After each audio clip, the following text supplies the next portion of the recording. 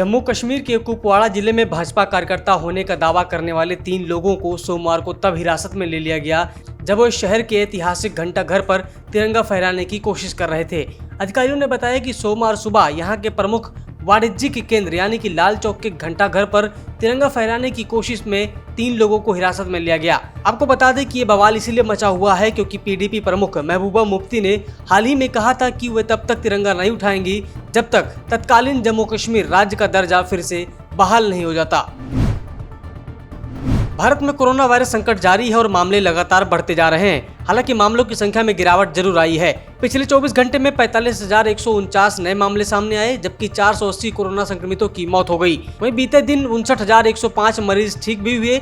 देश में corona virus से ठीक होने वाले लोगों की संख्या बढ़कर 71,37,000 के पार पहुंच गई। एक्टिव केस भी घटकर 6,53,000 पर आ गए हैं। हालांकि देश में कोरोना वायरस के कुल संक्रमितों की संख्या 79,09,000 पहुंच गई। इनमें से 1,18,534 मरीजों की मौत हो चुकी है। पराली जलाने की समस्या से निपटने के लिए केंद्र सरकार नया कानून लाएगी। सरकार ने सुप्रीम कोर्ट में बताया कि नए कानून के तहत एक संस्था का गठन किया जाएगा जो सभी संबंधित राज्यों से समन्वय स्थापित कर इस समस्या का हल करेगी। पंजाब, हरियाणा और पश्चिमी उत्तर प्रदेश में फसल के अवशेष जलाए जाने से होने वाला धुआं हर साल अक्टूबर-नवंबर के महीने में दिल्ली एनसीआर में प्रदूषण की बड़ी वजह बनता है।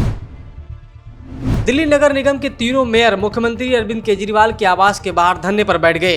फंड की कमी को लेकर तीनों मेयर मुख्यमंत्री से मिलने पहुंचे थे। जब मुख्यमंत्री नहीं मिले तो तीनों घर के बाहर ही मेन गेट पर धरने पर बैठ गए। दिल्ली में जगह जगह बीजेपी की ओर से 13,000 करोड़ रुपए बकाये की मांग को लेकर पोस्टर लगाए गए हैं।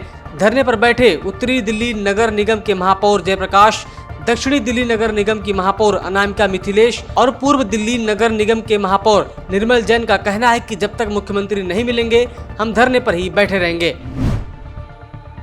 भारत और अमेरिका के रक्षा और विदेश मंत्री 2+2 मीटिंग के तहत कई विषयों पर चर्चा करने वाले हैं। चीन के साथ सीमा पर जारी तनाव की स्थिति और अमेरिका में राष्ट्रपति चुनाव के बीच भारत और यूएस के बीच अहम बैठक होने जा रही है। अमेरिकी विदेश मंत्री माइक पोम्पियो और रक्षा मंत्री मार्क एस्पर सोमवार को नई दिल्ली पहुंच गए हैं। यहाँ दोनों भारत के विदेश मंत्री एस जयशंकर और रक्षा मंत्री राजनाथ सिंह के साथ 2+2 बैठक में हिस्सा लेने वाले हैं।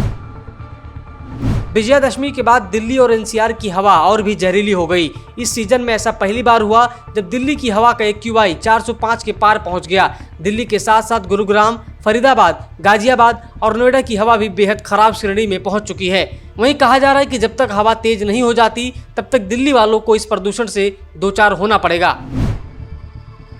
झारखंड में पिछले 24 घंटे में कोरोना वायरस संक्रमण से 2 और लोगों की मौत हो गई है, जिन्हें मिलाकर राज्य में संक्रमण से मृतकों की कुल संख्या 866 पहुंच गई। वहीं संक्रमण के 258 नए मामले सामने आने के साथ ही रोगियों की कुल संख्या बढ़कर 99,686 हो गई। स्वास्थ्य विभाग की रिपोर्ट के अनुसार राज्य में अब तक 92,976 लोग ठीक होकर अपने घर लौट चुके हैं। 5,844 संक्रमितों का इलाज चल रहा है। बीते 24 घंटे में 13,232 नमूनों की जाँच की गई है। झारखंड के गुमला जिले के घाघरा थाना स्थित एक गांव के समीप रविवार की रात भाई और बहन की बेरहमी से हत्या कर दी गई। मृतकों की पहचान कोटामाटी गांव के संजू भगत और ममता खाखा के रूप में की गई है। ये दोनों लोहरदगा में रहते थे। मौके पर कार भी बरामद की गई है। इस हत्या से इलाके में दहशत है। गुमला के पुलिस अधीक्षक हरदीप पी जनार्दन ने कहा है कि पुलिस हर पहलू से मामले की जाँच कर रही है। दशहरा में मां दुर्गा की आराधना को लेकर झारखंड भक्ति में लीन है। सुख समृद्धि की कामना लोग मां से कर रहे हैं। इसी बीच एक खबर ने लोगों का दिल दहला दिया है।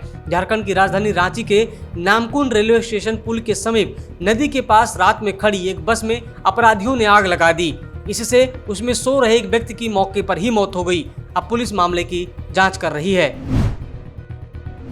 दक्षिण पश्चिमी मानसून झारखंड, छत्तीसगढ़, मध्य प्रदेश, गुजरात, उड़ीसा और महाराष्ट्र के कुछ हिस्सों में वापस लौट सकता है। मानसून के वापस लौटने की आशंका के साथ ही इन इलाकों में तेज हवाओं के साथ हल्की बारिश दर्ज की जा सकती है। पूर्वोत्तर भारत के विदर्भ, मराठवाड़ा, तटीय उड़ीसा में छिटपुट जगहों पर हल्की बारिश हो सकती है। भारतीय मौसम के पूर्वानुमान के अनुसार आगामी दिनों में दिल्ली में सुबह और शाम ठंड का एहसास होगा, जबकि दिन में धूप खिलने से अधिकतम तापमान अभी भी सामान्य से ज्यादा रह सकता है। सब्सक्राइब करें पर्यावरण पोस्ट।